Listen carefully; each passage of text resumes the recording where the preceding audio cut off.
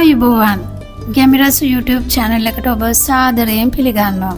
අද මම ඔයාලට කියලා දෙන්න යන්නේ පොල් සහ ඖෂධීය කුළුබඩු එකතු කරලා හදා ගන්න පුළුවන් කළු තුනපහ මිශ්‍රණයක් ගැන.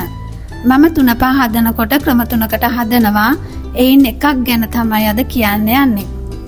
මේ ඖෂධීය තුනපහ මිශ්‍රණය දියවැඩියාව, කොලෙස්ටරෝල්, පැටි liver, ආතරයිටිස්, පිළිකා, සෙම් රෝග ආදී ගොඩක් ලෙඩ සුව කර ගැනීමටත් එයින් වැළකී සිටීමටත් හැකි දිව ඔසුවක් වෙනවා.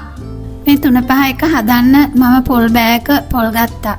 හීනටි සහල් මේස හැඳි 3ක් ගත්තා. මේ සහල් ඔයාලට සොයා ගන්න බැරි නම් ඕනම රතු කැකුළු හලක් ගන්න පුළුවන්. සුදු ලුණු බික් 15ක් අරගෙන මෙන්න මේ විදිහට තුනියට කපා ගත්තා. මේවා හීනියටම ලියන්න එපා. කළුදුරු මේස හැඳි එකක් ගත්තා. කළුදුරු කියන්නේ මරණය හැර සියලු රෝග සුව කරන්න පුළුවන් ඖෂධයක්. මාදුරු තේ හැන්දක්, සුදුරු තේ හැන්දක්, කොත්තමල්ලි මේස හැන්දක්, වියලා ගත්ත රෝස මල් පෙති ටිකක්. මේවා බෙහෙත් බඩු කඩෙන් ගන්න පුළුවන්. නැත්නම් ඔයාලන්න රෝස් ගෙදර තියෙන රෝස මලක් අරගෙන වේල්ලා ගන්න පුළුවන්. මේකේ රේණු ගන්න එපා. ගම්මිරිස් ඇට මේස හැන්දි එකක්, කුරුඳු පොතු කරදමංගු ඇට 12ක්, කරාබුනටි 15ක්, තිප්පිලි කරල් 3ක්, මිරිස් කරල් 3ක්. මේ තිප්පිලි කියන්නේ සෙම් රෝග, වාත රෝග, කැස්ස, උණ ආදී රෝගවලට හොඳ ඖෂධයක්. ඒ වගේම සාදික්ක මලක්, ස්ටානිස් නැත්නම් අන්නාසි මල් දෙකක්, සාදික්ක ගෙඩියෙන් භාගයක්, ඉඟුරු පියලි 2ක්. ඔන්න දැන් මම ඇතිලියක් ලිපේ තියලා ලිපෝන් කරා. මදගින්නේ තමයි මේ සියල්ලම බෙද ගන්න ඕනි. මුලින්ම ඇතිලියට හීනටි හාල් දාලා කලවම් කරා. පොඩි වෙලාවක් කලවම් කරලා ඒකටම පොල් සහ සුදු ලුණු ටික දානවා. මේවා ඔක්කොම එකට තමයි බෙදෙන්න ඕනි. මේ ටික හොඳින් එහා මෙහා පෙරලමින් ඇතිලි අඩිය අල්ලන්නේ නැතිව හොඳට බෙද ගන්න ඕනි. මම විනාඩි 30ක් මේක මදගින්දරෙන් බෙදගත්තා. ඊට පස්සේ මෙන්න මේ විදිහට එනකොට කරපිංච ටික එකතු කරා. ඊට පස්සේ සුදු ලුණු රන්වන් පැහැයට එනකොට කරදමංගු, කරාබුනටි, කුරුඳු, සාදික්කා, තිප්පිලි, ස්ටානිස්, විලිමිරිස් ඒ සියල්ලම මේකට දැම්මා.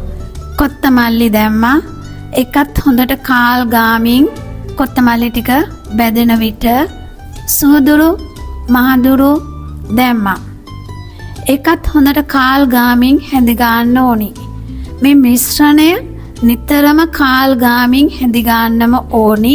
පොඩි වෙලාවක්වත් කාල් නොගා තියන්න එපා. ඊළඟ මෙන්න මේ පැහැයට එනකොට මම ලිප ඕෆ් කරලා ලිප උඩ ඇතිලිය තියෙද්දිම ඒ රස්නෙටම ගම්බිරිස් ටික, කළුදුරු ටික, රෝස මල් පෙති ටික දාලා හොඳට කලවම් කරලා අවසානයේදී කහ කුඩු මේස හැන්දක් කලවම් කරලා ඊට පස්සේ ටික වේලාවකින් ලිපෙන් අයින් කරලා මෙම මිශ්‍රණය මදක් නිවුනට පස්සේ බ්ලෙන්ඩර් කරගන්න. මම මේ මිශ්‍රණය පෙනේරෙන් හලන්නේ නැහැ. මොකද මම හොඳටම මේ මිශ්‍රණය බ්ලෙන්ඩර් කරන නිසා.